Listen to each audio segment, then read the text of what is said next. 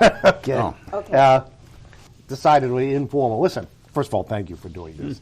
It will come as no surprise to you that Dole said, okay, fine, we'll do an oral history project, and my name can be on it, but I want it to be about more than me, and which is great, because it's a chance to take a look, using sort of the events of his public life, especially, and trace the evolution, some would say degeneration, of this town and the political process, and particularly the Senate, and obviously, you had a unique position and front row seat in the first Bush presidency to see that particular relationship, which I think, I'm not trying to prejudge or prejudice what you say, but I sense was a relationship that turned out to be much closer, much more professionally productive than some people might have predicted in the spring of 1988. Yes. that is true. But let's back up. First, tell us how you got to that place. I mean, I know some of it, but what? Well, actually, my getting to that place was a result in many ways of what I had done previously, and actually during a time frame when I first got to know Senator Bob Dole. I worked for John Tower twice in my political career and public service career, and the second time was in 1983. So I came back to D.C. as Tower's legislative director. At the time, Senator Dole was, I guess then maybe he wasn't a leader yet. Right, so chairman of finance. I think Howard was still was leader, and Bob was over chairman of finance. Yeah.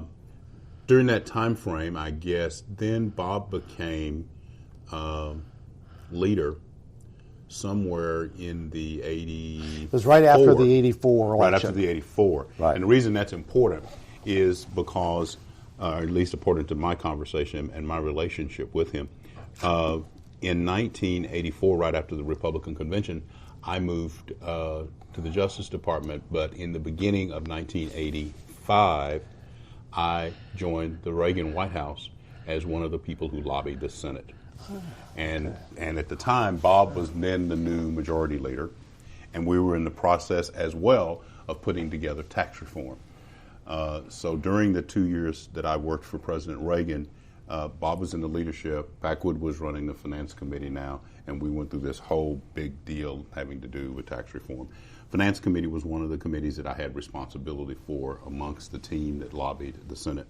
And as such, Can I back up one moment and just ask you what your sense is first of the Dole-Tower relationship? My sense of the Dole-Tower relationship actually was that it was very good. I don't remember sort of any times that they had major conflict. During John's leadership of the Senate Armed Services Committee, I'm pretty confident that he and Bob worked well together. I remember, however, going back even earlier than that, both John and Bob were up for re-election in 1978 and to their Senate seats. And I was with John in Wichita Falls, Texas. Can't remember the name of the forlorn hotel in which we stayed.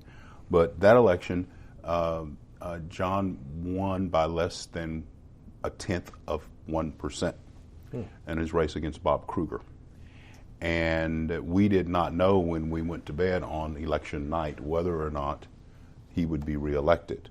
And I have a little sidebar on that. Little did I know that when I heard him talking to how real this was when he was talking to his daughters before we went out to claim the election, and he said to them that was the last time he was going to put them through an election like that. Should have been a forewarning for what later happened when he really came through and said, "I'm not running for election," which is kind of shocking. Anyway, Bob called that night because Bob had a slam dunk victory, if you will, in re-election in Kansas, and I was in John's room when Bob called to say congratulations John. So I think Yeah. there's a, that wasn't Bob Dole calling to, gather votes to run for leader. That wasn't none of those things. It was, I think, a true reflection of the relationship that he and Tower had, and that I think is sort of special. And they served together in the Congress during a time frame, both when Bob was in the House and then when he later came to the Senate and joined Tower and others. They served during a time frame where, and there are a number of factors that I attribute to this, but a time frame when there was much greater comity, much greater sense of even with the differences in the numbers of people in the parties or the party distribution of the Republicans and Democrats, there were sort of some issues that always sort of went. They worked overboard, if you will, to be able to try to make stuff happen. So, for example, John Tower and Barry Goldwater had an excellent relationship with Henry Jackson. I mean, with Scoop Jackson. I mean, those are the kinds of relationships I think that made up the individuals who served in the Congress, even in both the House and the Senate, frankly, at that time, that allowed, I think, some things to get done. I would make an argument that one of the greatest things about the follow-on to the Reagan election in 1980 was that even though that was probably our best time of governing, which is why I think tax reform, for example, came ultimately to fruition, and some of the other things that happened in that 80 to 86 time frame. You had a situation where Republicans controlled the Senate, though not by a significant margin. You had a Republican in the White House who was fairly popular, and you had about 190 or so House Republicans at that point in time, but there was that big glob of 60 or 70 yellow dog blue dog Democrats who sort of made up the middle, and as a result, you could actually get stuff done because you could sort of have a backstop over in the Senate, but then you could bring people to the table, and I think that was a good collaborative period. Bob Dole was very good at that. Well, and my sense is, it's interesting that sort of he woke up one morning, to some degree, stunned like a lot of other Republicans at their good fortune. And the second thought was, geez, now we're responsible, which means we better act responsible. And for Dole, who I think was still sort of chafing under some of the bad reviews he got as a result of 76, all of a sudden he had an opportunity in a very substantive way to demonstrate to people what he could do. Yeah, and I think he did that. I remember distinctly when tax reform was just, or some other major issues that I might have had responsibility for was like going off into the ditch. Bob would like bring the leadership of the folks who matter into his office and basically, go in there, tell them they got to get something done, then leave them in there and then walk out. And, it's kind of like, okay, settle it. It's kind of like, having kids try to settle some sort of dispute. You guys, we're going to do something, so, make it happen. And then he'd just cruise in and out of those rooms where he'd have these meetings going on, pushing all the chess pieces. In fact, I think that probably Bob was at his best when he was in those circumstances where he had a lot of stuff going on and he had a lot of balls in the air that he was juggling. And I think it was during those time frames that he really, really shined, or he would really shine. And then he could be a real pain when he came to a situation when he wasn't busy, because then he'd look for he called reeling forward.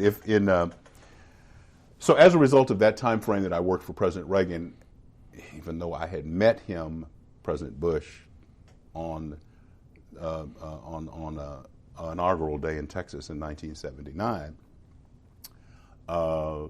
because of John Tower. Anyway, when I came back to work for Tower in the 80s and ultimately went to the White House, needless to say, I began to spend more time around the guy who was Vice President of the United States, primarily because he used to come up to Congress a whole lot, the Senate a whole lot, because we had all these close votes where we thought we might need his vote. Likewise, the vice president at that time participated in our lobbying process. Oftentimes we'd get him to physically cajole people and call folks. Anyway, I got to know. Was he good at that? Yes. He was. He was good at that. And I think the primary reason was because he had been a member of the body, and having been in Congress previously, I think that gave him sort of and plus he had some relationships which were deep, and so there was some folks we'd use him for. And oftentimes, particularly, that was done at the behest of Dole. I mean, we're in a process. He and Simpson would be, which I thought were a great team, and Al Simpson's one of my dearest friends. I think a really cool guy. Those two had an interesting relationship that worked beautifully in terms of making the trains run on time in the Senate. Why do you think it worked so well? Again, I think institutionally they'd been around. They're sort of from the same generation, and they had been around in this body, and they both were the kinds of guys who wanted to make the system work. And so, as such, I think that made them work well together. Two, I think from a value standpoint, even though there were a couple of issues where Bob and Al had different philosophical views, but it never sort of strained their relationship. Right. And then there were a couple of issues. They really sort of were similarly valued, I think, even though Al's from a little bit further west. When you take sort of the Midwestern characteristics that Bob brought to the table and couple that with sort of the Western independent values of a guy like Al Simpson, you put together, I think, a great working team. And coupled with the fact that Al's always got something funny to say to sort of break the ice and stuff, and you just absolutely love it. In fact, he was always one of my biggest challenges when we had White House meetings when I worked for Bush, because if Al was down there, I knew at some point he was going to grab the president and pull him aside and have some funny to tell him, and totally disrupt meetings. So. Did you sense? I'm trying to sort of trace the origins of when all this happened. I'm sure it was gradual, but even then, sort of maybe at least the seeds of a divide between that leadership and what we'll call, for lack of a better word, sort of younger Turks or more ideologically fervent conservatives. Of course, eventually Simpson would fall. I had a number of. I guess it was beginning to develop. One of the as we speak now in 2007, one of the things that has been sort of an issue after the House changed back, after having been in the wilderness for 40 years before that, and why I was not as worried about the Senate becoming a minority. Republicans becoming a minority in the Senate.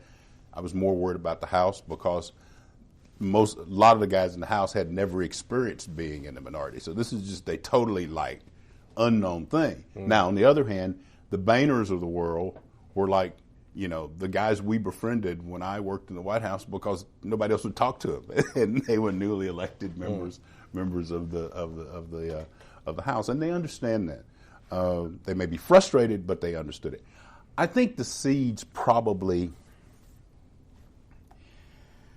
were beginning to develop in that probably 85, 86 sort of time frame.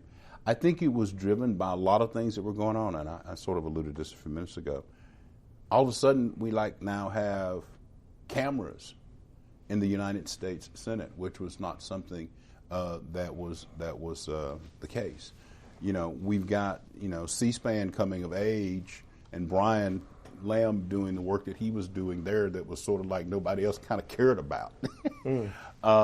When you realize that Nightline had just begun as a result after President Reagan had become elected in 1980, and so you sort of had this new phenomenon going on. You had a little CNN action, but you hadn't had any Fox action. So all of these media related things were taking place, and heaven forbid we hadn't gotten to YouTube and all that stuff yet, but all these other media things were taking place, which then sort of like gave outlet to something broader than what was happening on the three networks, and what was in the print newspapers every day. And, I remember handling issues at the White House, for example, like the Thomas nomination, for example, the Supreme Court, and the only thing I cared about was where our story was placed each day in the three networks, and maybe CNN. It's a totally different world now. Right. And so I think that began to contribute. Now, when you take that and you take sort of the movement, a conservative movement that sort of President Reagan is credited for, you sort of had this thing going on, which I think began, and I'm not being critical, but I think it began to sort of harden the lines, and it made it more difficult to be cooperative because you were trying so hard to be true to whatever those principles were. Like, I will not, no new taxes pledges forced by Club for Growth or organizations like that. And so now you were getting folks being, it's kind of our time, Republicans, and so we're going to sort of carve out our niche, and by golly, we're going to stay true to the course, which is why, again, people like Bob and Al and even Packwood to some extent were beginning to catch some heat during the tax reform days, because you guys are like, not cutting the capital gains tax and eliminating it totally, or getting rid of estate tax, or some of those issues where, as a practical matter, you can't do it that way. Because you never get it passed. Because now you have to have 60 votes even. So yeah, absolutely. It's funny. The longer I'm in this town, the more I think, and it's of a gross oversimplification, but in the end, more than anything else, the single sort of determining factor is generational. And the fact is, there was this whole new generation. Just as 40 years earlier, or 20 years earlier, Dole had been part of the revolt that got rid of Charlie Halleck. And put Jerry Ford in his place. Yeah. Okay. Then, maybe it's just 20 years, maybe it's Arthur Schlessinger's 20-year cycle, but by the mid-'80s, you're right, Ronald Reagan had redefined, in many ways, what it meant to be a Republican. Right, unlike Barry Goldwater. And you had this generation of, I think of Trent Watt, when we were talking to Senator Watt, this notion of Watt and all of his folks who came over from the House. And there's a very different climate there, and they brought that with them to the Senate. And there was bound to be, it's a cultural clash, more almost than an ideological because clash. You had these guys, Trent and those guys, and Newt in the House were those guys who were like, having to throw bombs from the back bench. And in fact, the first budget compromise that we did during the Bush administration, which Bob helped us get to, the first one failed because Newt and some of the guys in the House refused to go along with it because of some principles. As a result, we ended up having to give away more in the second round after hanging out at Andrews. But this is, we were like accused of almost being blasphemous as a result of the fact that we tried to sit down with Rostenkowski and try to cut a deal to try to and we got things like child care reform, and we got some other stuff, a nice parental leave package, some stuff in there. It was really nice and nice conservative ways about going about doing things, but we lost it because our guys walked on us. And then when the Democrats knew that they had us, we had to go back, and as a result, revenue enhancement took place. And so, otherwise known as tax increases. So, How much, huge question, but to what extent was there, when we did the C-SPAN broadcast on Bush a couple weeks ago. Yeah, it was great, by the way. Well, thanks. Well done. He called me. Did he good? He called me afterwards. I couldn't believe it. Anyway, incredibly gracious. Yeah. But, you're sort of watching your words. You don't want to say anything too stupid. But it does seem that one of the toughest acts in politics is John Sununu called it a friendly takeover. But the fact is, from day one, there were people who were gauging, Bush's loyalty, to the Reagan, not only to the Reagan agenda, whatever that was, after he left office, but how Reagan was president, how Reagan, and And I'm wondering to what extent that was a factor. The only thing that, in my view, sort of really made it a friendly takeover was the fact that we didn't have to worry about whether or not the W's were taking off of the computer keyboards when we arrived. Put another way, we had a situation that existed such that we had the luxury of some folks being able to stay in place. Now, you kind of got to look at it two ways. You have one situation which is the vice president, then president-elect, and ultimately president, had some of his people sprinkled about government as well. Sure. And everybody didn't up and leave at the end of the Reagan administration. So in other words, we could kind of keep the doors open and sort of start moving down the track. And ultimately had some great early successes. I mean, all of a sudden we didn't have to worry about funding for troops down in Central America. We cut a deal and got it done, and that was no longer an issue. We had some cabinet issues, confirmation issues, but again, we had some luxury there because we had people in place who could continue to serve. I assume Dole thought Tower got a raw deal. I'm going to assume that he did too. Bob voted for him and worked very hard for him. Yeah. And needless to say, if I were to point to my biggest disappointment in my 3 years that I served the president, my biggest disappointment was John Tower not being confirmed as Secretary of Defense. Looking back, is there anything that could have been done that would have produced a different result? No, I don't think so. Yeah. And the reason I don't think so is because Lloyd Benson was out in front for him as a former colleague. Chris Dodd was out in front for him.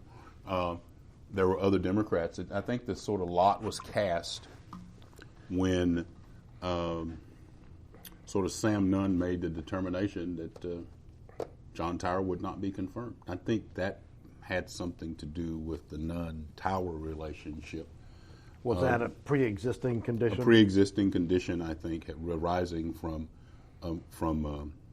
John's service as Armed Services Committee chairman, and when Sam was on the minority side, and I think it goes back to that. And so once that sort of line was drawn in the sand, it was sort of one of those things where it was going to be very difficult to accomplish because Sam called in his chips on it, right. Chits on it. I mean, and I think one of the other reasons was Democrats had taken over control of both houses of Congress, and I think it was one of those things where Sam didn't want somebody over at the Defense Department.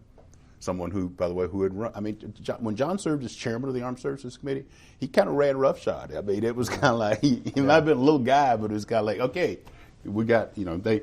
So it's not meant that he denied the minority things. It's just that he ran it with a pretty firm grasp. And so there was an element of payback. There was an element of payment. And President Reagan had told him he wanted a whatever 100-ship Navy we were looking for at that period of time. John Tower set out to do it. And it's just all there was to it. Yeah. It was our time. So anyway, I think that there was sort of that factor going on, coupled with the fact that I don't believe Sam wanted somebody over at the Defense Department who knew as much about the inner workings of the Senate and how they got there as he did. Ultimately, he got a guy named Cheney. So then the rest is history. I want to go back and clean up one thing. And what's your sense of the Reagan-Dole relationship, particularly during that second term? Because obviously Dole had never been a supply sider. He was a good soldier. Yeah, he was a great soldier. My suspicion is that they, and this is I'm sort of guessing at Sure. this part. My suspicion is that they probably had a cordial relationship. I know that Dole worked very well with the legislative affairs shop that I was a part of at the time, because oftentimes we, other than stuff that we picked up as people who are in communications with members of Congress every day, which is kind of part of our job, we were often guided by the leadership. And so, often Bob or Al would say, okay, or they would do it in consultation, and if it was, say, on tax reform, I'd get a phone call. Fred, get the president to call so-and-so, and then we'd go through our normal administrative process to make that decision or to get that done. I suspect that they had a cordial relationship. My suspicion is that his relationship with Bush was closer, even after the run for the presidency. And I wonder if that's because, in part, there were so many people in Washington who were baffled by Reagan. Bob McFarlane had the classic line, which wasn't meant unkindly. It was literally, head-scratching. He said, he knows so little and accomplishes so much. And to a politician, Ronald Reagan wasn't. There was nothing conventional about Ronald Reagan. That's true. He wasn't a typical politician. He didn't approach the presidency with a typical incremental kind of viewpoint. He was with a small r, radical conservative in many ways. Radical meaning get to the root of. Mm-hmm. And I've thought that George Bush was, in many ways, a more traditional conservative. I'd agree with you on that. And I think Dole fits more into the Bush mold than he fit into the Reagan mold. Yeah. And it wasn't about economics. It wasn't about social issues. Sort of the two pieces that defined, Well, look, it's generational. They were both in the war. Yeah. They'd both been through the political wars. Yeah. In a lot of ways. And they could both, they'd both been in the House. Including the Nixon political wars. Exactly. So they'd been there. So do you have a theory? To explain the Dole-Nixon relationship, after 1972, when Dole really was sort of tossed aside, and yet, I'm telling you, to the end of his life and beyond, I think if there's anyone for whom Dole had, I won't call it hero worship, but it's close. It was Richard. I don't have a feel for that, but I distinctly remember during the time frame that we were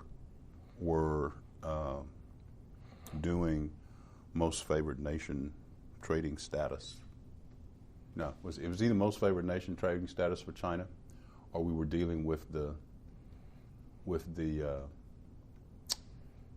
fallout. I guess what happened is that the most favored nation trading status issue was happening at about the same time as Tiananmen Square. That's what it was. Yeah. And so all of this stuff was going on in such a fashion that we really, really didn't think we were going to get the votes that we needed to get most favored nation trading status. And, Dole, said, McClure, you need to get Jerry Ford on the phone, you need to get Richard Nixon on the phone, and he even told me sort of which people to have them to call. So, his respect for President Nixon, even as late as 1989, and having a feel for who Nixon could perhaps influence in the Senate, and same thing with Ford, is absolutely remarkable. Of course, I took my marching orders and did exactly as I was told. Did it work? And it worked. It worked. Yeah, it was great. It was great. In fact, at the opening of the Bush Library 10 years ago, and President Ford was there, it gave me the opportunity to thank him one more time for making those phone calls. And it was because I remember writing. I said when I first wrote him to send him a thank you note, it's like, Mr. President, I'm the guy who was Bill Timmons for you. And then I started down that path. And anyway, our relationship went back further than that. But it was very nice of him both of them to help. But going back to Dole in part of orchestrating this, I have no earthly idea how Dole felt one way or another about most favored nation trading status for China, and it really doesn't matter.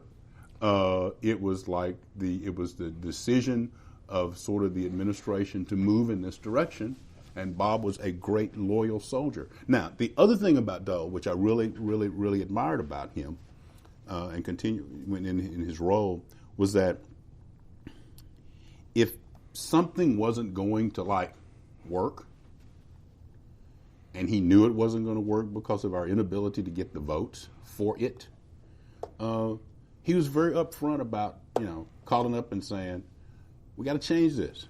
This is not going to happen. And unless we sort of give here and there, we're not going to be able to hobble together the votes that we need to be able to be successful. And this is him operating in a role when he's minority leader, and operating in a role when, George Mitchell and Dick Gephardt are out to just, end republicanism as we knew it. Despite the niceties that were expressed on the public side, there was other stuff going on behind closed doors. It's very frustrating dealing with Mitchell, wasn't it? And it did, yes. It became frustrating, and I did not expect it to be that way. And I don't think originally the president expected it to be that way. And in no small measure, I think, because it's sort of like the main thing. Sure. They'd known each other a long time, or a fairly long time, because, Mitchell rose very quickly in politics. But George got to be difficult to work with. Now, I don't know whether the difficulty of working with him stemmed from the fact of what was happening within his caucus. Could very well have been, and he was trying to react to it as Pelosi and Reid are having to react to theirs in this time, or as our guys had to react. But Mitchell was he did not come across as being political, overtly political, but he was an extremely political guy. Yeah.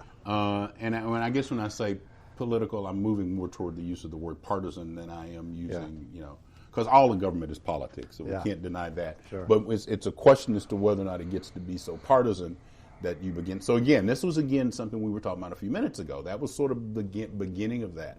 And we were in a difficult position because we had neat control of neither house of Congress. The margin was fairly decent in the Senate. But we had to threaten veto all over the place, and had to exercise vetoes all over the place. In fact, 23 during my watch, all of which were sustained. The next one, after I left, he got beat. But the whole process that we had to go through in terms of making that happen and dealing with the leadership in the House and the Senate was our leadership in the House and the Senate. Made it a little bit of a challenge, and we had, I guess Bob was leader, and Trent had risen to replace Dick over in the House, but Newt was rapidly rising. I'll get to that in a minute. To back up, in '88, were you in the campaign? Were you in the Bush campaign, or were you still at the White House? Actually, no. I was in the private sector. In private sector. Okay. Private sector. So I was sort of in the money-raising move. Yes. Now, '88. I mean, again, it's all the more remarkable their later comity, and I think real friendship that developed. Certainly mutual respect, given the bitterness. Not too strong a word, of that '88 campaign. It did. It got to be. What were your recollections of that period? Were you involved at all, or no? Really, I wasn't.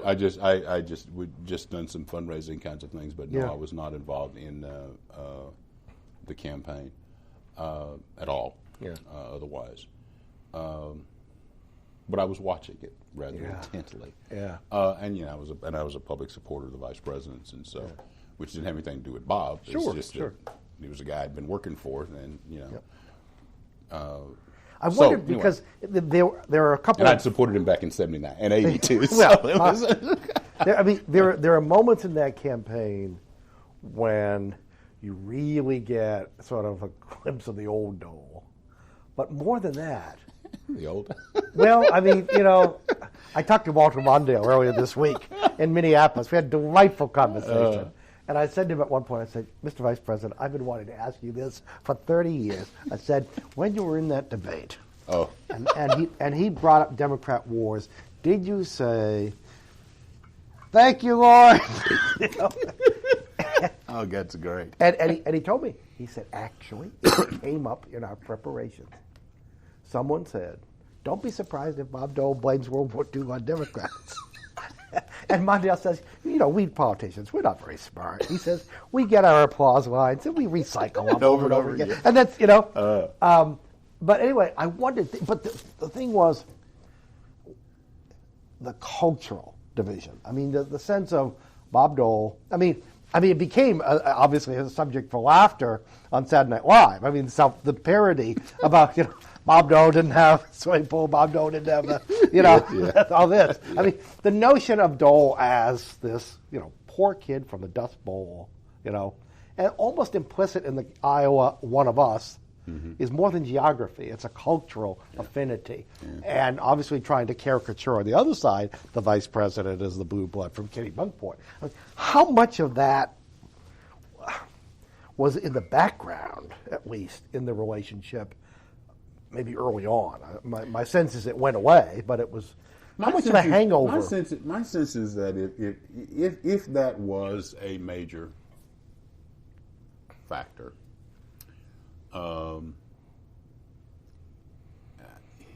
I did not sense any hangover of it when January 21st, and I started work representing the president. Early on after, and the public records probably will indicate this somewhere, but there was a window where they sort of got together and sort of, for lack of a better word, sort of had their first meeting,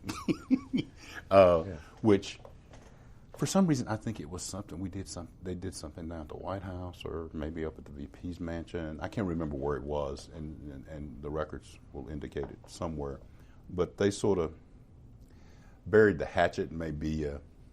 Was that a one-on-one meeting or an event? I think it was. No, I think it was either a one-on-one or it may have been the four of them. I'm not sure, and my memory is not clear on that. So, but anyway, they kind of got together, and because by the way, you had this complicating or potentially complicating factor in John Sununu's presence, correct, as chief of staff. I mean, correct. Clearly. Correct. Dole could have always, correct. projected his anger away from the president onto the original lightning rod. It was easy for him to do that. What is it about New Hampshire governors from Sherman Adams that they make wonderful lightning rods? That was an interesting relationship. And anyway, let's go back to this interim right before things got started. And then, of course, Elizabeth was named to the cabinet.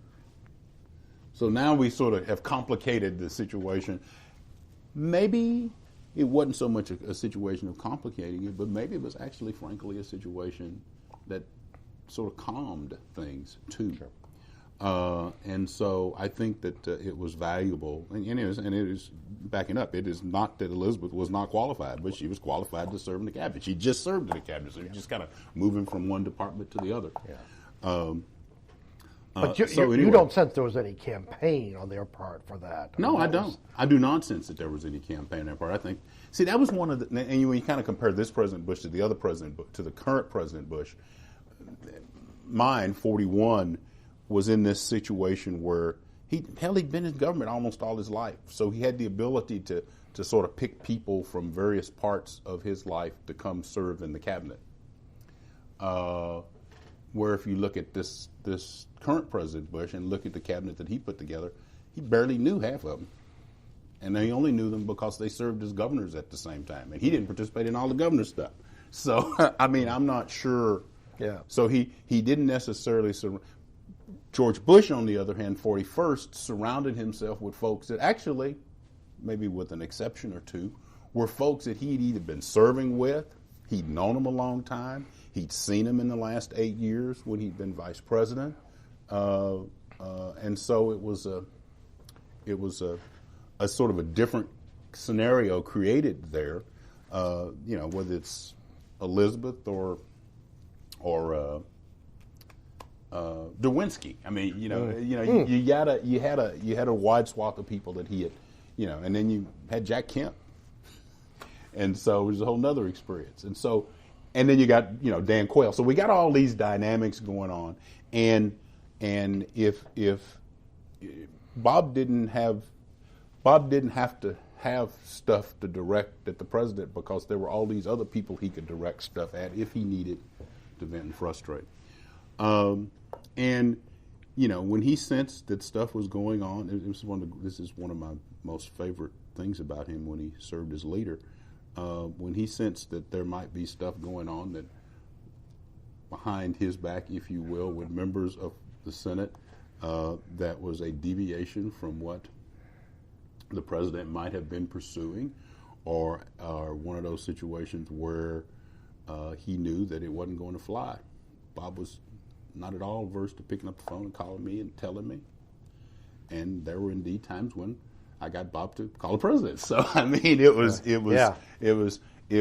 when I needed to communicate a message that perhaps was not getting through as clearly as I wanted to get through because of other voices on the staff who thought they had their fingers on the pulse of what was happening in the Congress because of the one person that they knew on Capitol Hill.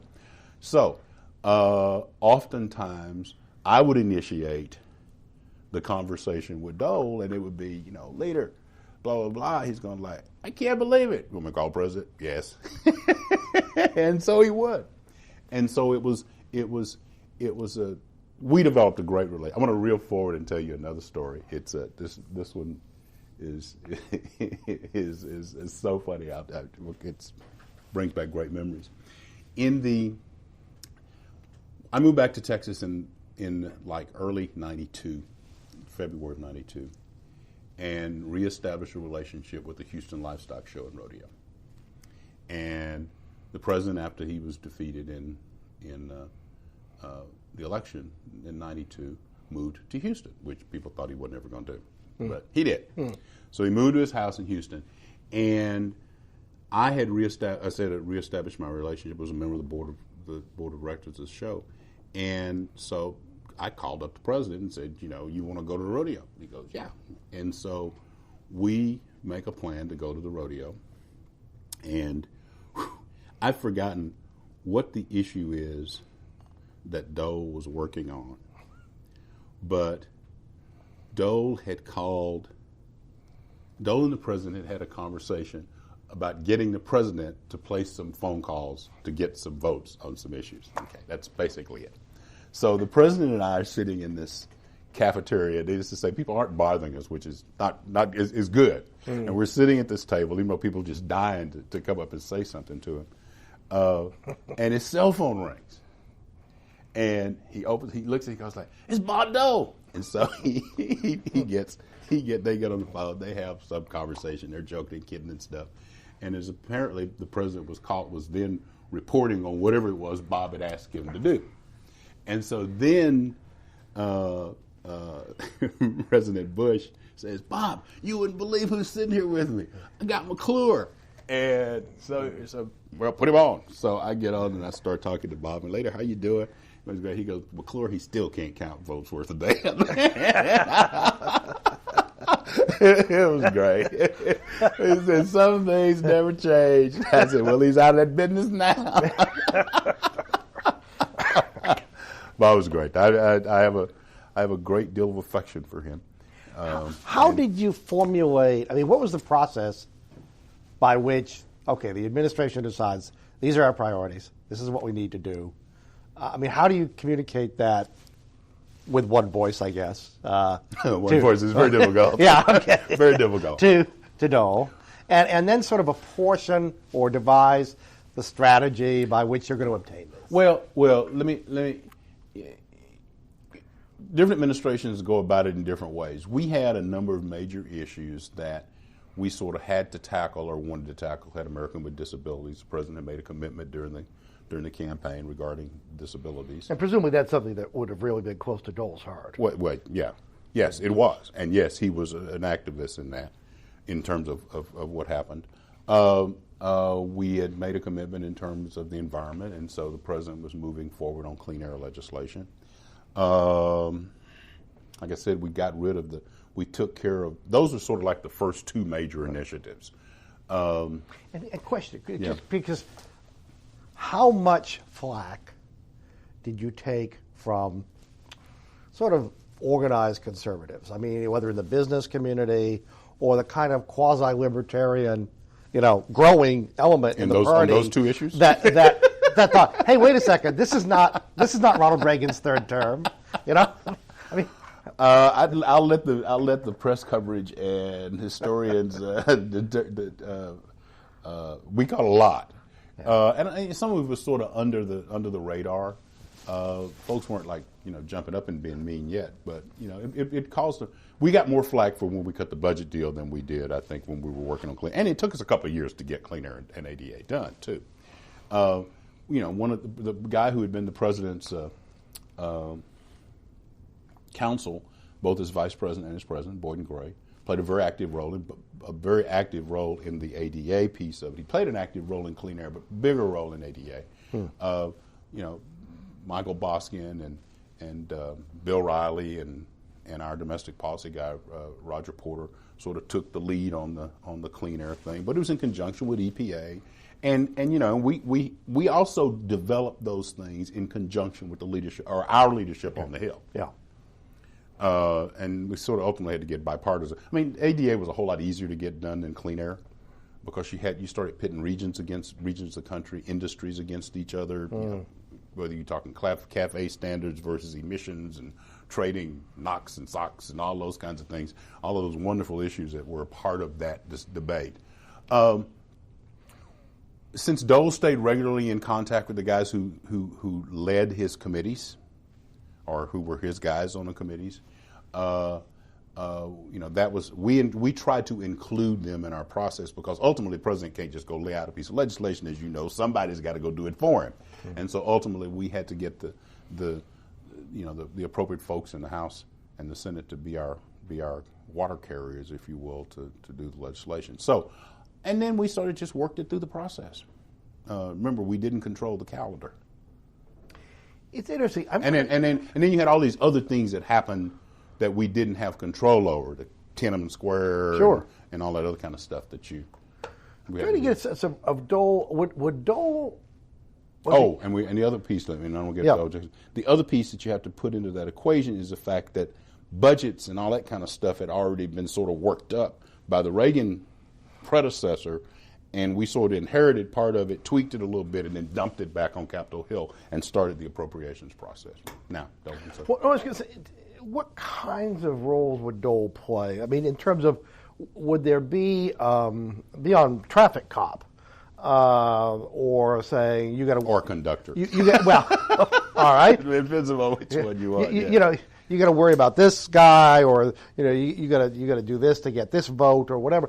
Would he ever suggest, well, maybe you want to use your term, tweak the legislation? I mean, would there be that kind of substantive feedback? We didn't generally get that deep into the weeds. If he needed to if he felt that was sort of like where it needed to be, I think Bob took care of it through the mechanics of the Senate. He didn't necessarily do that sort of on our end. But presumably keeping the White House informed. Yeah. And then Sheila Burke and Jim Whittinghill and all the guys who worked for Dole. Yeah. We all had great relationships with them as well. Tell us about the staff, because often in projects like this, those are the people that get left out. But clearly, no. Sheila, as his chief of staff, was I'd known her for a long time, but I mean, Sheila was awesome.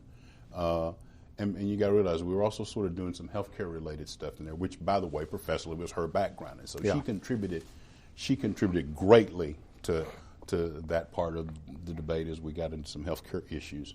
Whit was one of these types of people who understood the workings of the floor extremely well, plus the House, since he'd been a House staffer. And so he brought an interesting wealth to the table.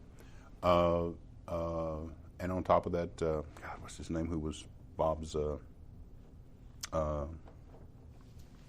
press guy? Walt Riker. Walt Riker, yeah. Walt also, lots of coordination was going on. You got Walt talking to me only because we'd known each other for ages and sort of the process. But Walt was also communicating with Fitzwater and the guys in the press secretary's shop. So we had a lot of coordination going on, and that's what you sort of sometimes don't see behind the scenes. Sheila would just as soon communicate a message to me as Bob would. I never presumed that Sheila was speaking for somebody other than Bob. Put another way, if I heard from them, either of the three of them, and I spent time up there as well. If I heard from either of the three of them, I sort of knew that this is what Bob was thinking. Or there would be conversations to the effect of, well, we think he may be thinking this now, but we think he's going to probably end up here. We're still in that process. Now, I alluded to this very early on, and I may get 50 lashes for saying this, but remember I mentioned how Bob I thought was at his finest when there was a lot of stuff like going on, and he had all these balls he was juggling. There were also times when there was nothing going on, and he was terrorizing the staff, and Sheila would call, and she'd go, if you don't find something for him to do down there at the White House, send him on a trip. Put him on an airplane. Just get him out of our hair. He's driving us crazy. So I find that totally credible. Yes, that's then I try to make up something. No. Which raises also, what a wrench it must have been really to leave the Senate. When he left to run for president? Yeah. I think he reached the appropriate conclusion that it was just going to be impossible to do both. And of course that sort of created all sorts of dynamics in Kansas Republican politics, which to this day still exist. But he had to make. I think he had to make that. Now, mind you, I was watching this from afar. I was not living here at the time, but still interested in it, and it made it difficult. Walk us through the 90s. Of course, he also had a pretty formidable opponent as well. Well, walk us through the 90 budget deal, or deals, as you point out. Yeah, there were deals. The primary folks from the administration standpoint were, of course, Sununu was very heavily involved in it. John was, but Darman was sort of the leader. The Andrews things were going on, and I had two designated folks from my team, one from my House team and one from my Senate team, who were sort of responsible for being out there and staying on top of it. A decision had been made at the highest levels that the deficit had to be addressed in some significant way. Yeah. That this was a real problem. Yeah, it was a real problem, and that we needed to. And remember, I guess this was when we ended up with having all the floors and the ceilings, and which actually served us well. In fact, the floor thing served served President Clinton exceptionally well in his first round of conflict, first round of spending issues in Congress. It was a deficit issue that also was focusing on making sure that the economy wouldn't tank. And we had that little dip in 1992, which I think ultimately helped in terms of the president's not being reelected. I think there was a combination of factors, but that was sort of one of the things that helped, because it just didn't recover fast enough. And as it began to show signs of recovery shortly into 93. So I think we did a good deal as a result of doing that. Had we not had the commitment of losing the vote when those guys on the House side walked on us. And why did they walk? I cannot remember what. What was the? I can't remember what sort the of burning issue. The difference between the first package and the ultimate package. What ultimately happened in the second package was that we gave in more in terms of revenue enhancement. That's what happened. Which is an ironic. Which was not what we wanted. Which we had a good deal cut. And our guys just decided, some of our guys on the right, led by Newt and some of the others, was that we ain't gonna let you have this because there's too much in bed with the Democrats, and it's got this tax increases in there and blah blah blah blah blah. But it had all this other good conservative stuff in there as well, and we lost it as a result of having to go back to the table. So we were operating under the assumption, correctly, and given the sort of indications they had given us that we were going to be okay. And then we lost the damn thing in the House. And it was just heartbreaking. I mean, it really was, because I mean, it would have been a good way to sort of get that behind us and move on to other things. Now, ultimately we had to go back to the well. So, and then we blew it by like not calling it what it was. Yeah. I'm a strong believer in that. In retrospect, I mean, for us to sort of like not say, or to not be clear and say, and this all went back to no new taxes, and in retrospect. Thank you, Peggy Noonan. Well, no, I'm just saying, in retrospect, yeah. I mean, you do what you need to do to get elected, but you've set up you've set this. That was a bad deal. Anyway, ultimately. So, I hope you raise Peggy Noonan's taxes. yeah, Peggy just get raised.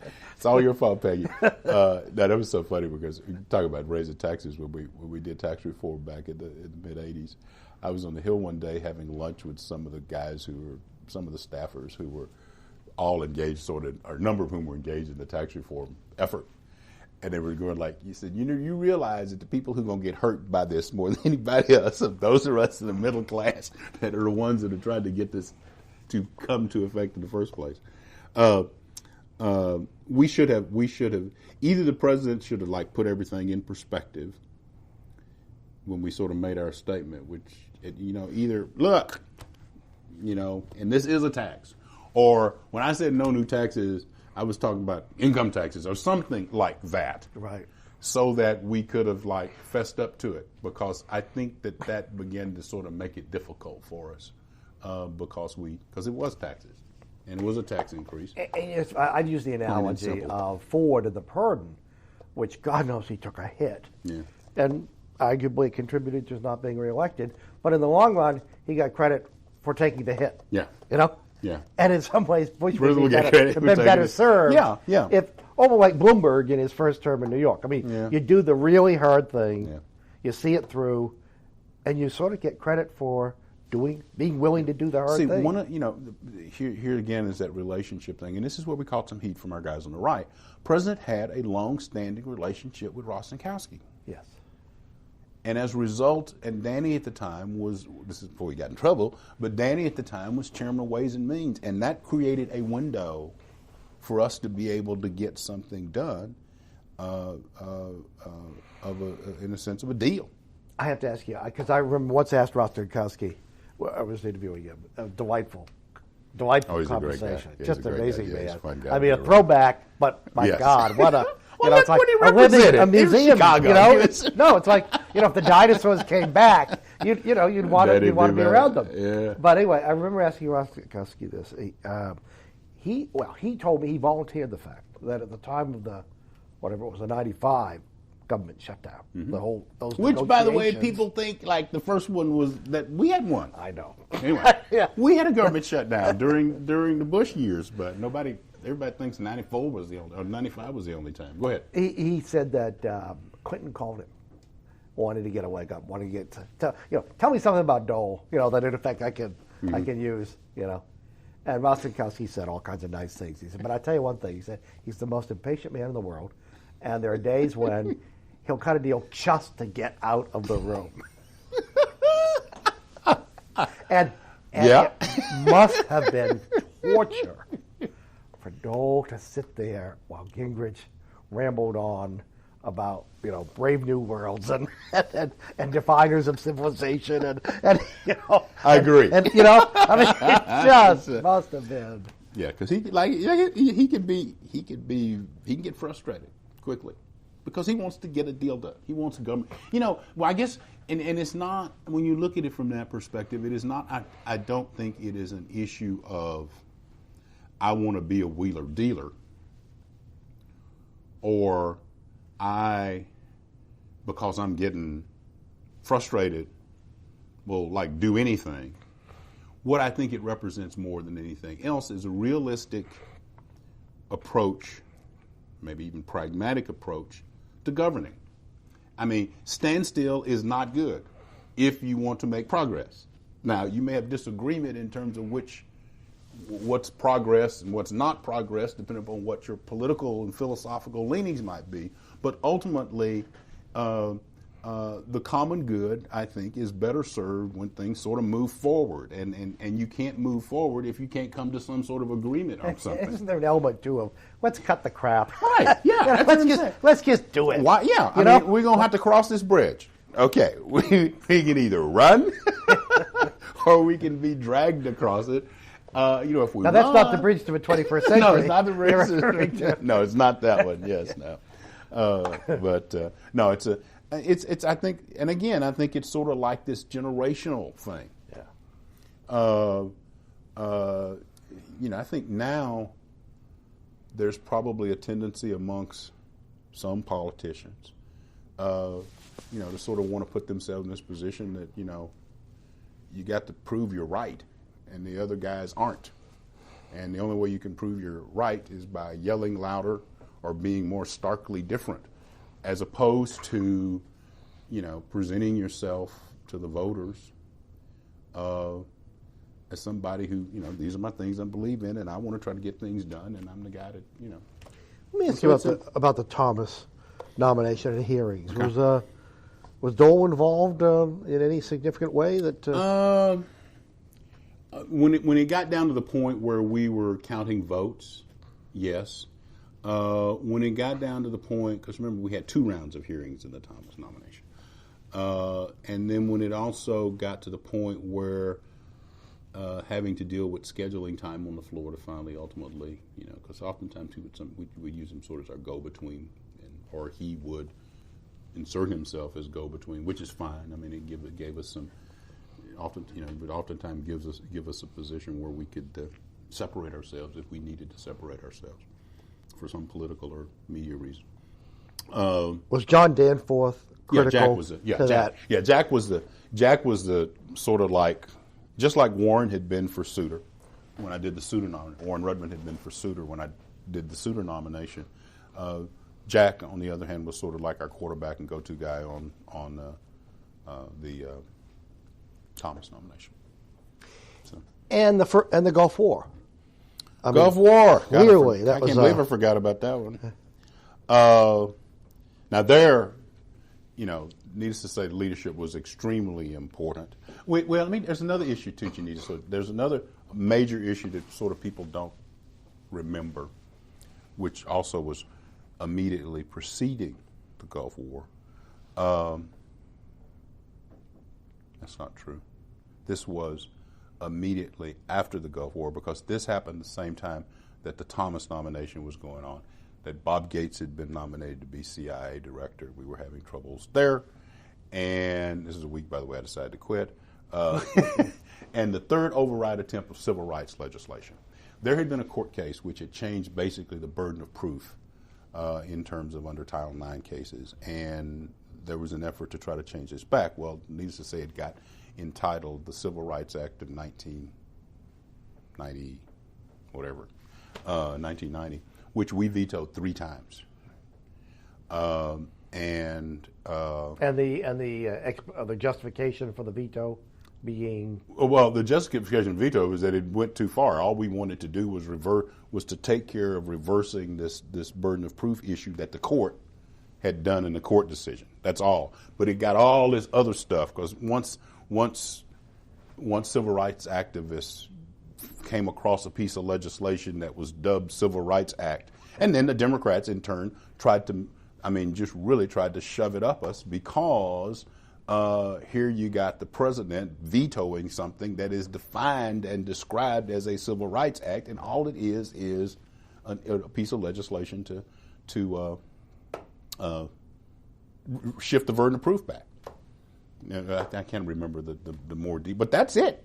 Okay, so now we got Republicans walking the plank preceding the 1992 elections, all caused by the fact that Democrats are not coming come into the table with us on this issue, and 3 times. So we have to get the Senate and the House back and forth to sustain. So Bob was very, very, I mean, our leader. When you got 23 vetoes, too, you got to have the support and help of the leadership. And we had 23, like I said, between January of '89 and October of 1991. Now, backing up a little bit, here comes the Persian Gulf War. The president, we were, this would have been, I guess now, I'm getting my timing right here. This would have been in sort of like the fall of 1990. Because I guess it was in August that the aggression began, sort of in 1990. And, we'd have leadership. I remember the president coming to me. We had a long session during that time frame, too, if I remember correctly. We had a longer time getting the budget stuff done. That's what it was. So people were sort of in late. And I remember us having had a leadership meeting at or about the latter part of November. And then the president, dragged me into the Oval and basically, inquired, like, if I decide that I kind of want to do something about what's happening over in Iraq, or Kuwait, like, can we get the votes to get approval? Not that I think I need their approval anyway, but because there was that. Yeah, that was that. No president believes they need approval. Yeah, but he actually had made clear that he did not believe that there was a legal requirement for him to get Senate approval. Right. Although he'd gone to the United Nations. Well, not yet. Well, but no, he hadn't gone yet. It was sort of happening at or about the same time. And of course, you kind of got, all he's asking me is, can I get the votes? And I'm basically saying no, because in November we could not do it. And I remember saying something to the effect of, well, let's see if you can frame it in the negative, and then you veto it, and then we get your vetoes to stay. Maybe. Because we could not do it in November.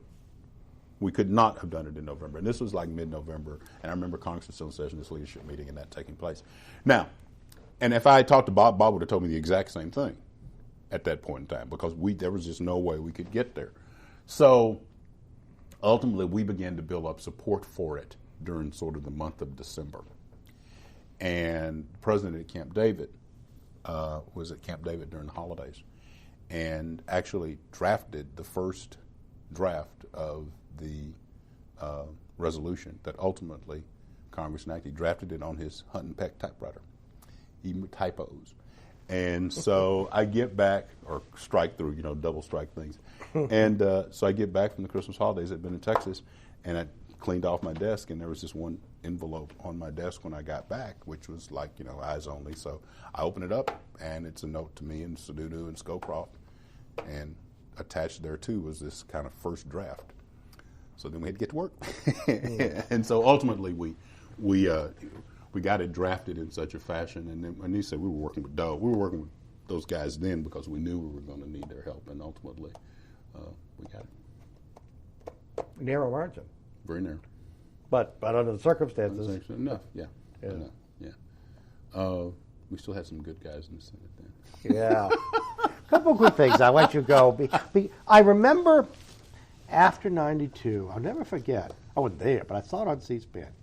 There was this extraordinary event where the president, this was after the election, and by most accounts he was, not surprisingly feeling kind of down, went up the hill, or went to some event that, I think it was just the Senate. Maybe it was the Senate and the House Republicans. But there was an event that basically he went to, and Dole sort of hosted or chaired or whatever. Okay. And it was on television. And you heard these two men speaking about each other. It was clearly from the heart. It wasn't scripted. And it's very sort of, it's authenticity, Yeah. I mean, neither one is a natural orator. Yeah. And in a way that made it all the more, more genuine, more impressive. Yeah. But you I mean, Dole actually choked up when he talked about how much it had meant working for Bush. And you get a sense that that wasn't put on. I mean, neither one of them is that good an actor, too. Correct. You know? And both of them will choke up very Well, that's true. That's true. But I mean, it was just a Probably very Bush a little bit sooner than Bob, but very anyway. moving, Yeah. and it sort of certainly it answered my question earlier about what had happened to the relationship. I mean, they not only put 88 behind them, but had in one sense has forged a real friendship. And then like I said, a few months later, I'm receiving this phone call that Dole we're at the Houston Livestock Show, because this would have been 2 months after that. And and Dole, great, he still can't count votes. But no, I think that they developed. I think that gave that when they again, it goes back to both of their approaches to like governing.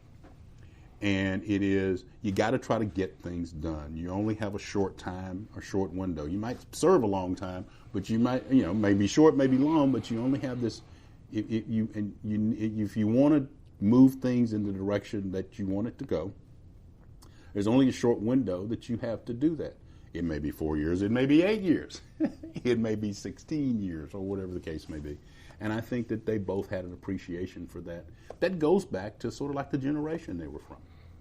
And unless one of them had shot the other one's wife or something, I mean, they knew that they had to like they were the kinds of guys. They are both the kinds of guys that both of them just despise ad hominem kinds of attacks. Both of them appreciate the value of a good argument, the tactics of trying to get something accomplished, the deal. Both of them realize that today, who is their bedfellow may be somebody else the next day. Yeah. And so that an appreciation for that part of our governing, or our legislating, if you will, they're used to it. Now, maybe this also came from the fact that they were all in the minority for so long. Well, but you know what? Let me throw out another. Maybe off the wall. Okay. Because one other thing that seems to me they share, I don't think they've ever necessarily articulated it, because to do so publicly would generate problems. But in a real sense, it goes back to this notion that they're the kind of conservatives who, okay, they may have healthy skepticism about a lot of what government can do, but they're not the kind of conservatives who see government automatically as the enemy, and who understand that it would be sort of bizarre for the Republicans to pretend to be the party of government and at the same time take a libertarian view of government. But beyond that, they were also both men who I think were, for generational and cultural and personal reasons, uncomfortable with a lot of the litmus tests that were increasingly being imposed upon them. And were, I mean, I think that discomfort was visible in both cases. Mm-hmm. And when Dole in '96, I thought looked inauthentic, was when he was sort of chasing the sort of conservative caboose, particularly the religious right. He might very well vote sincerely with them, but he was, I think, visibly uncomfortable with some of the public gestures that you had to make, particularly to the extent that they were excluding other people who might not agree. I mean, there's a sense that the Republican Party was undergoing, in the wake of Ronald Reagan, fundamental internal change. Some of it was generational, some of it was ideological, a lot of it was cultural. And that Bush and Dole, for lots of reasons, including generational, and the fact that they'd been, in the House, and they'd been doers, and they were pragmatists and problem solvers, mm-hmm. found themselves in positions of power, but really having to certainly address, take seriously, and in some cases defer to the new sort of emerging cultural forces within the Republican Party. And I'm not sure they were comfortable with that. I'm not sure that when I said they weren't good actors, yeah, I think there's probably some. I think there was some of that going on. Well, the broader issue, I think, is beyond their discomfort. Yes, I think there was major stuff going on in the party during that time frame, and it had been, there was a part of that we had to deal with in the Senate, the steering committee, or the Republican Study Committee. One of them, I can't remember what the name of it was, but it was, Malcolm Wallop and some of those guys. As opposed, Malcolm Wallop. I'm trying to think who else was sort of in that bunch. Malcolm was in it. Maybe Steve Sims was in it. I mean, some maybe of the guys John out East west. or a. Yeah. Although I keep hearing that Jesse was more pragmatic than you would have thought. That Jesse could be. If he can get together with Bono, but you sort of had the steering committee stuff going on, and I don't want to leave this guy out of this equation as well. One of the other, just like Vice President Bush was very helpful to President Reagan, Vice President Dan Quayle was very helpful to President George Bush. I often sent him on missions. There was, and for example, this group was one of those groups where Dan was very, very comfortable dealing with them. He had real credibility with them. Yes, he did. And Dan also was a straight shooter when it came to reporting back what it was that we may or may not need to do, or so. Because if losing those 6 or 7 guys, or 8 guys was one of those things where it got to be very, very important when you're trying to sustain a veto, or you're trying to hobble together something that's going to win the approval of the Congress. And so those guys were sort of like maybe the, how do I define this? Those guys was sort of like, in one sense, the harbinger of what was happening in terms of the Newts and those guys of the world who were coming along. Yeah. Whether it's Lindsey Graham or Jim DeMint or some of those guys who are now sort of once House members, now Senate members, and sort of replacing some. It makes it an interesting experience for the Lugers and the Hatches and the Bob Doles and the George Bushes of the world, because of sort of like the way the party, and I mean George Bush the elder, the way the party has sort of moved. It has become, the country, though, I believe, has become so, and again, this goes back to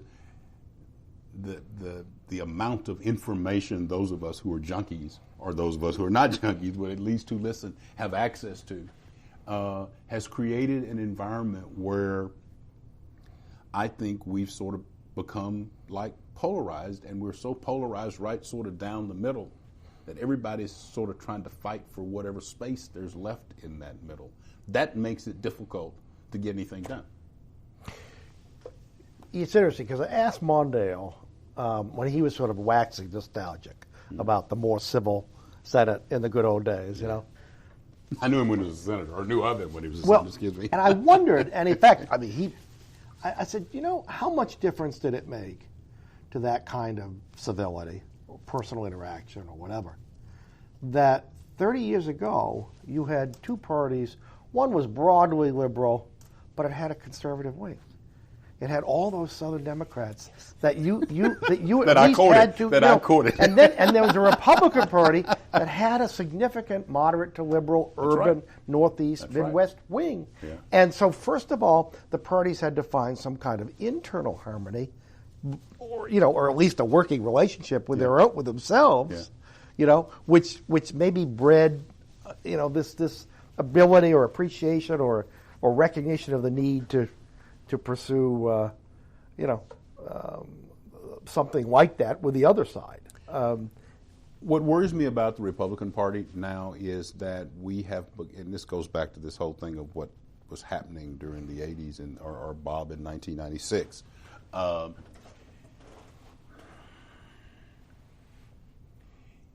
We've sort of gone through this transition in the party.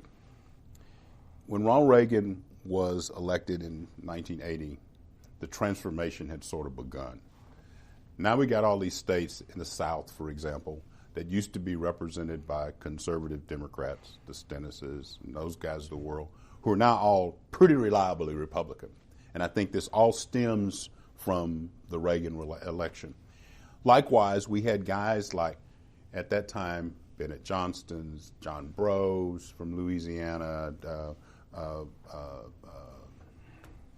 David Board in Oklahoma, and some of those guys who, and Sam Nunn to some extent in Georgia, were those kinds of guys that we often had to go to the conservative pod of the broadly liberal Democrat Party to sort of make up for losing the Jim Jeffords and those guys in the Northeast primarily, who were sort of like our moderate to liberal wing. What has happened is that we're almost all, at least on the Republican side, it's almost to the point where it has become homogeneous. Yeah. That's what worries me about and that's not the kind of party that Bob Dole or George Bush, as chairs of the RNC, as early guys, but as national leaders in the Republican Party. And that's not what a Goldwater envisioned. And I frankly don't think that's what a Ronald Reagan envisioned. That's what it's sort of become.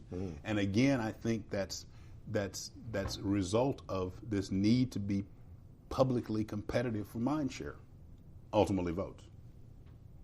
Again, the dangers of logic, because for a long time people said, well, the logical thing is to have a liberal party and a conservative party. I tell people, great, you got what you asked for. Are you happy? That's right, because it'll change. And as a result, that's why we have a situation now, for example, as we speak for the 2008 Senate elections, while we have to worry about a Norm Coleman in Minnesota or a Gordon Smith in Oregon, or John Sununu in New Hampshire. Now we got some other factors, or Susan Collins in Maine. We're in a sort of normal circle. We got other factors going on that are contributing to that. Yeah. But the party has sort of put us in a position where we're having to vote and stand for or against things that don't necessarily meld, and so it is not as big tent as we would like to make it out. And on top of that, you have the Club for Growth et al. Yes. Who would be perfectly content to knock off. That's right. Ersatz Republicans. That's right. I mean, we unless you can be as pure as we think purity needs to be defined, we don't need you. And I will never. This was a weird experience. As I said, I moved back to Texas in '92, and in preparation for the '92 convention, I actually ran for delegate, which is a really weird thing. It was the first time I'd ever done any grassroots thing like that. And, it was one of these things where in the Q&A session, folks wanted to know how I felt about abortion. And my deal was, who cares how I feel about abortion? I want to be a George Bush delegate. And question me after the fact that I have, been slaving in the vineyards for 3 years for this guy. And it matters not how I feel about abortion. And that's sort of one of those issues that has defined us, and I think it's one of those issues that, and I say this with Henry Hyde having passed away a couple of days ago. He was a great American, great congressman, who also sort of came from that mold. And Henry was a great contributor to a lot of things. I mean, he's most known for that, but he was a great guy when he was chairman of the Judiciary Committee. Just wonderful. Anyway, I think that definitional thing and the purity thing is going to sort of. So maybe we're going through a transformation again. I don't know what the Democrats are doing yet. I haven't figured that out yet. But I think Republicans are going through a transformation again. And its question is, will there be room at the table for folks who aren't like. And that, I think, is sort of one of those intangibles in this upcoming election. And it may very well take one or more major defeats for people to be sort of knocked into pragmatism or, Anyway, one last thing, because we ask a lot of people this. People all talk about the legend of Lyndon Johnson, the overpowering, force that he was, and I remember talking to Dole about Mansfield. He said, well, it's a lot easier when you got 67 votes, it's hard to screw up, but I mean, he great admirer of Mansfield, but I mean, it's a lot easier to do a job. It is. What are the carrots and what are the sticks, if any, that Dole had at least when you were, around observing him? And how many and what were institutional or personal? I don't know that I can answer that. I think a lot of it is more personal than it was institutional. I mean, it's not like Bob could, go move somebody's office and make them be in the basement of the courtyard as opposed to, having their hideaway. Could Lyndon Johnson have done that in the 50s? Probably. Yeah, I would say he probably, or at least he would think he could. Whether he was able to or not, is probably another deal. They're not perks that you can take away, really.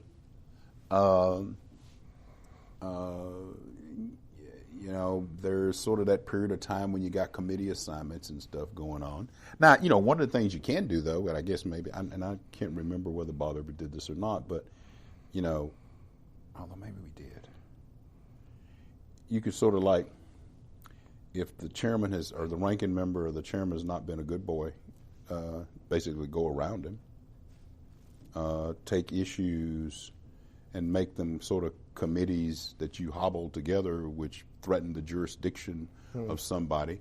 And I can't remember whether we ended up doing that in tax reform or not. I mean, there was a role that the finance committee played, needless to say, with Packwood, but you had the budget piece with Domenici, and you had some other stuff going on that had to be taken into consideration. So there were occasionally some issues that fell into the category of like that.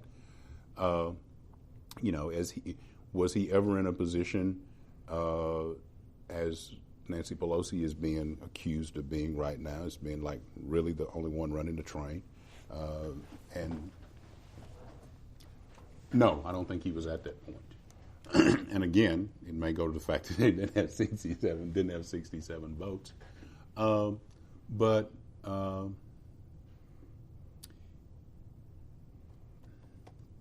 the institution, about the only other thing beyond that is whether or not somebody's going to be protected on a vote, whether or not someone, which is an institutional thing, whether or not somebody's hold on a nomination is or is not going to stick. You can do some things to folks, but it's almost after the fact instead of before the fact. I can make sure that this vote's going to be held during the time frame. You can do those kinds of things, but you have to be really pretty vindictive to get to that point. So, are there carrots? Yeah, the flip side of that. Yeah, I will protect you. Yeah, sure. Yeah. Schedule. I will do a scheduling thing, or I'll go to the White House for you, or I'll call up somebody in one of the departments or agencies for you if you really, really think you need to get this done. Or, I will, I'll make sure that this gets stuck in this bill, another version of earmark, not really an earmark, but just some provision gets stuck in because I'm going to be able to use, because X recipient is going to be able to use this in some reelection effort. So and those all really sort of fall into institutional, but because like it or not, deals get done. Deals get done to get deals done. And some of the deals that I was involved in to get somebody to vote 99 times out of 100 had absolutely nothing to do with the substance of the issue. It was the fact that we were at a point where we were over a barrel, and the individual knew that we were over a barrel. And so whether that's judges, U.S. attorneys, airplane rides, presidential appearances, whatever. There were probably times when Bob called and communicated those messages on behalf of others. So that's the deal to get the deal. Mondale told me the wonderful story during the Panama Canal treaties. Oh, gosh. There was, who was it on the Republican side? I mean, someone who was, S.I. Hayakawa. Okay? S.I. Hayakawa ran up and down California, coined the phrase, we stole it, it's ours, so on and so on. No way you're going to get his vote. Mondale comes up with this idea, brokers this idea. First, he has to run it by obviously the president. He said, "Well, look, Sonny, you can really help us, so on and so on." No. Well, would you even consider it? He said, "I'll tell you something about your boss. He's getting lousy advice. He's not listening to the people. He's isolated, et cetera, all this kind of thing." Mondale, I know. Well, how about if we could initiate an ongoing, relationship where you could give the president the benefit of your advice and so on.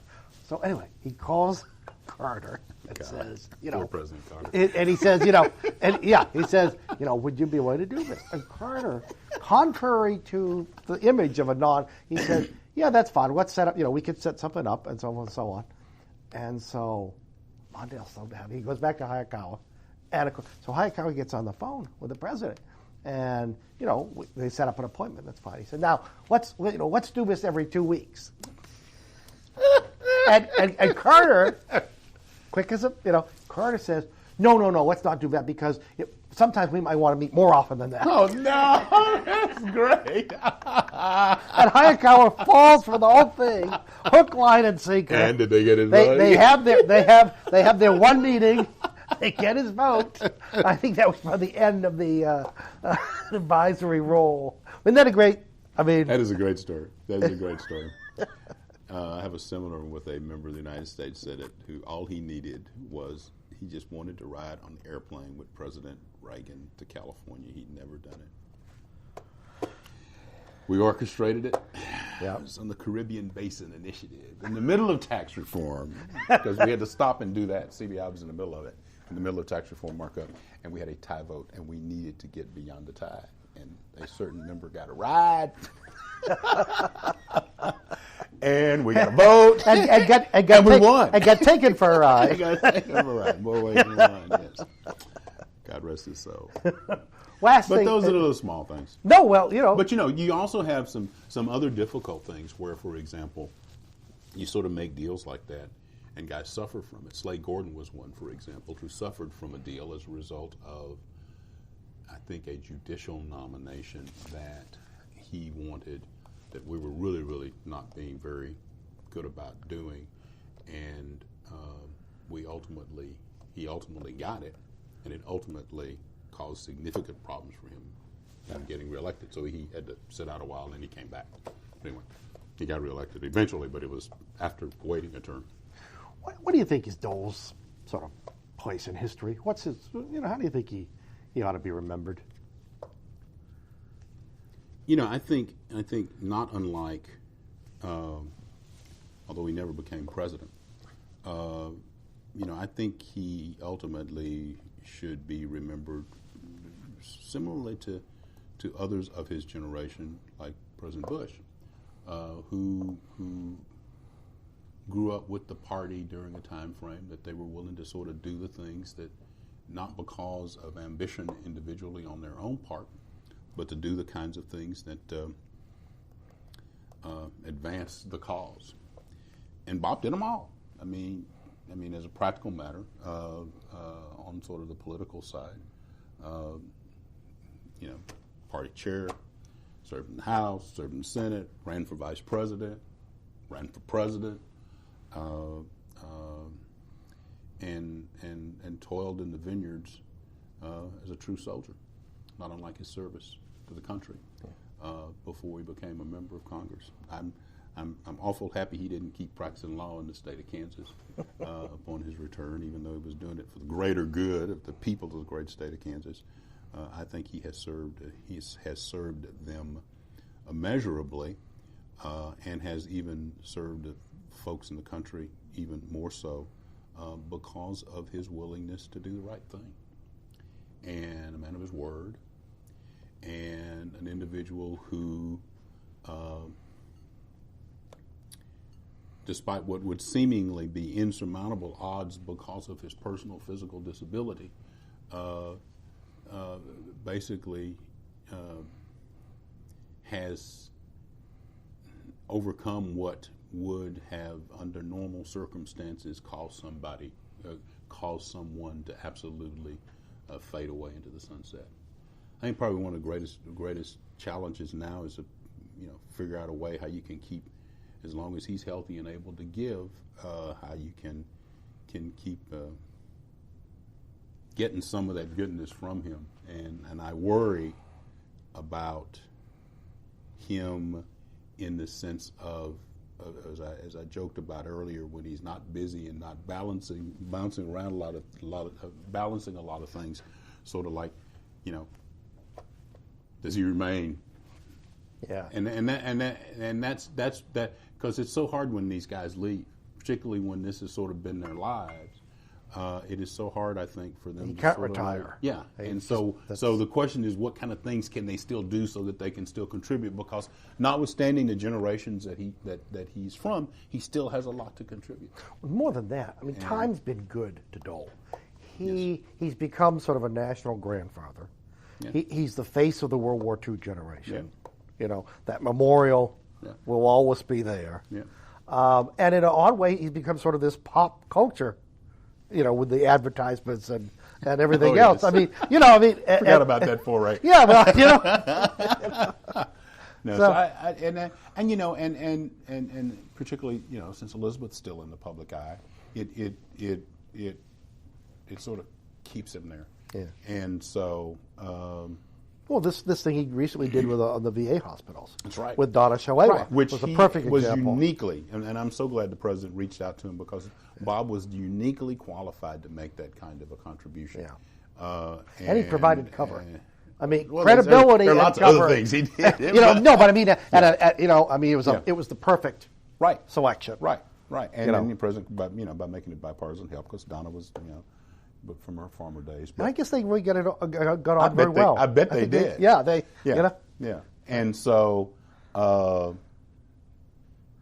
I guess they had gotten to know each other, frankly. You think about it, with the role that she had in HHS at the beginning of the Clinton administration, before Dole ran against Clinton, and again, sort of some of the healthcare kinds of things that were going on. They could, and when Dole said, where's the outrage? Donna Shalala was the outrage, inside the Clinton cabinet. I mean, by all accounts. I mean, it's interesting, dynamic. It is. But I can see them hit it out. I just hope, and then on top of all those things, sacrifice, leadership, pragmatic, party loyalist, even during some of those changing times that the party was going through during that time frame. The folks will also appreciate the warmth of his sharp, often biting wit that sometimes cuts both ways, but you can always count on him to my biggest worry about it, particularly when he was running for president, was that he was going to say one of those things that would come out wrong, and that it would make things worse than they were. But he's.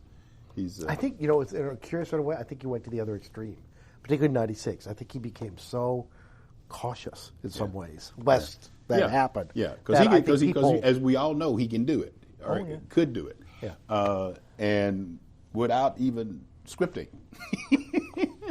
Well, he's a funny man. He's a funny man. That's what I'm saying. So I said the and wit. a particular kind. He has a sense of the ridiculous. Yes. Which in politics, as Adlai Stevenson showed, a very different kind of wit, but the same sort of. He's obviously a participant, but he's also an observer. Yeah. And he sort of steps back and he sees the ridiculousness of what is going on, and it can get you in trouble. Yeah. So, but anyway, he's